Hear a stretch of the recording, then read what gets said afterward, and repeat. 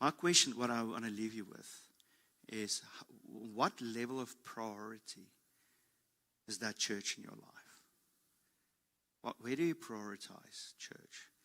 And this is this is very hard for me, because I've went through this process where the priority of church was 0.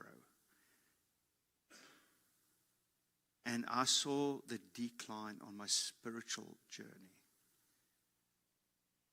Now, to be part of a local church doesn't mean you're here every day. That's not what I'm saying. But it is, I am a member.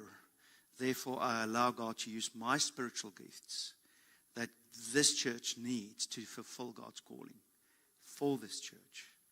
And I'm stepping into that. So where's that priority of God's local body in your life?